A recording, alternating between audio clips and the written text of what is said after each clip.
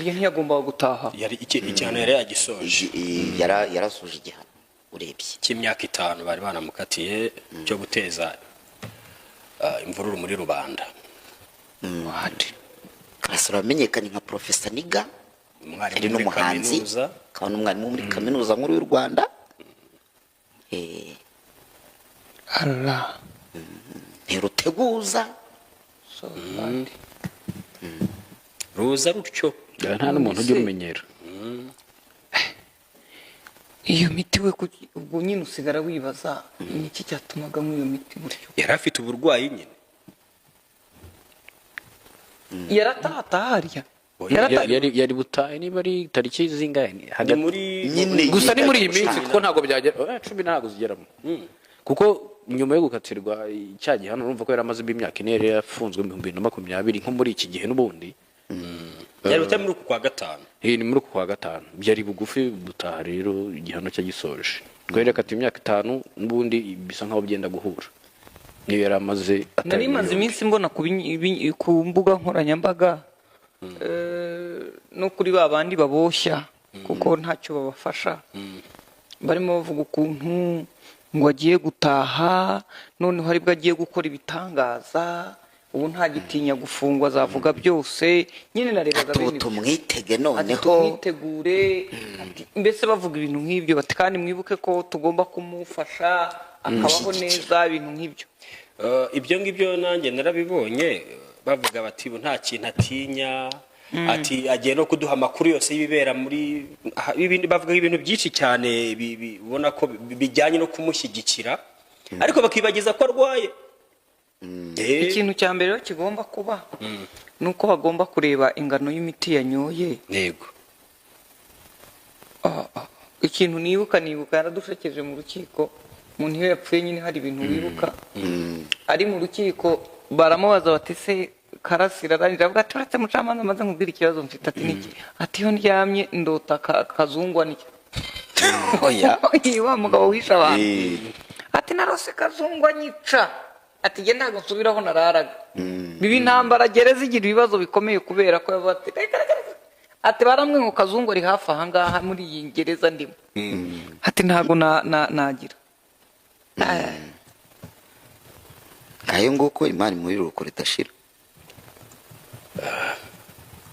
ntacyo kuvuga aho ngaho cyarenga byinshi byo kuvuga byinshi kuko urumva na RCS nayo ntabwo itubwira ibintu byinshi avuga iti natwe dutegereje raporo y'abaganga ku cyatera urupfu nubwo bo bagaragaje ko basanze hari bakeka ko ari imiti myinshi yafashe urumva imiti uko yabimeze kose ubundi ikintu cyitwa imiti iyo nyo yirenze urapfa niyo udapfuye ntabwo ubura burya ngo niyo udapfuye ngo ushobora ubwenge bushobora kuba biterwa n'igiciro imiti wanyoye ishobora kuzahaza ariko nyine imiti myinshi umaze niyo wayinyoye ariyo muganga yakwandikiye uko akunda abantu banywa imiti iguca imbaraga answe noneho wanyoye noneho niba yanywaga yindi yindera yishobora kuba ari ikindi Imana imworohereze tworohereze nibuka ko yavuga ko ari imfubyi ariko nta ubura umuryango cyangwa inshuti umuvandimwe amfubyi ingana nka kuri imfubyi imyaka 45 se oya icyo twita imfubyi nuko umuntu aba nta muvandimwe niki kandi hari umukecuru ufite imyaka 80 naramubwiye ni yewe nko mu myaka 2 ishize ni yewe naramaje ngo harya ngo ufite ababyeyi ni wayane ntabo ngo nta papa nta na mama ngo yewe ngo nawe uri imfubyi nkanje imfubyi ubundi imfubyi ziza mu byiciro bibiri tuba tuvuga imfubyi ikeneye ubufasha ariko tukanavuga imfubyi mu cyiciro kindi idafite ababyeyi ariko atari kubo yari ikeneye ubufasha ahubwo yarigeze naho ibi bafite ariyo yari kubifasha hanyuma twagiye abashoferi batwara imodoka rusange zizwi nka iyasi y'amatagisi yahoze Nyamirambo hangaha ni mu mujyi wa Musanze bavuga ko ngo bagowe no kwishyura Jari Limited amafaranga ya parikingi n'umusoro 150 bya buri kwezi ariko ubuyobozi bwa Jari Limited bwabwiye mama urwa Gasabo TV ko bagiye kwiga kuri iki kibazo cyabo bakarwa niba ari cyo bakora ni inkuru mugenzi wacu Jean Claude Ndayambaje yabanyereza cyewe nuko cyo bya essence byazamutse imodoka irapfuka burayijya ayijyana mu garage ahangaha tujya twishyura 3,000 bya buri munsi, tukanishyura n'ibihumbi 150 ku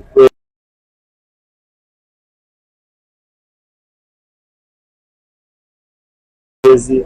Ukuntu bimeze iki gihe rero nkatwe dukoresha imodokari za esansi dufite ikibazo kirenze cyane. Aba ni abashoferi batwara imodoka rusange zizwi nka hiyasi mu mujyi wa Musanze, baravuga ko batorohewe n'amafaranga ibihumbi 150 basabwa kwishyura muri iyi gare arimo ya koperative ndetse n'aya parikingi. Ikibazo dufite rero n'uburyo turi gukora muri kondisiyo itatworoheye, ariko nka koperative dukoreramo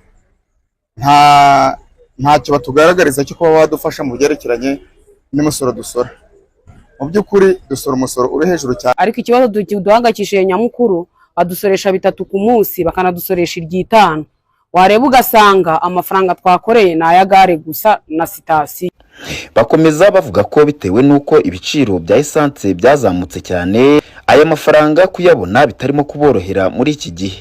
Bakaba ariho bahera basaba abayobozi kuborohereza kuri aya mafaranga basanzwe bishyura akagabanuka. Twasaba ko mudukorera ubuvugizi byibura bagakuraho umusoro umwe bikaba 3 ku munsi cyangwa se bikaba nibyo 5 ku munsi, byibura natwe yasagutse tukayereresha abana, kuko urumva ntitwabasha kwishyura banki twe twaraguze amamodoka mu makeredi. Bigusaba ko nubwo dusanzwe tuyasora kuko tuyasoza igihe kirekire, turi kuyasaba byibuze niba yagabanije muri iki gihe ibikomoka kuri peteroli byahenze. Icyifuzo ni uko uyu musoro nibura bawugabanya cyangwa bakawukura, kuko twebwe nta mafaranga tubona yo kuzishyura.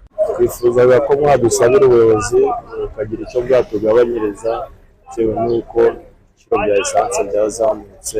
Imodoka irapfa ukabura ayijyana mu igaraje, cyangwa cyashira ukabura ayo kujya kuyishaka, yakenera kujya kuri kontorori ukabura uburyo uyishyira mu igaraje, kuko nujya mu igaraje ntabwo uri bubone icyo wishyura. Kandi ibirenze aho ngaho niyo uparitse nabwo na Rwanda Revenue imisoro ibiri kubara. Niyo mpamvu dusaba, nta kindi dusaba, ibindi byangombwa ntabwo twakora, n'ubundi nta byangombwa dufite. Amagaraje kugira ngo imodoka zibe nzima dutwara abantu, dufite imodoka nzima, ibyo tugomba kubikora nta naho twabikwepera.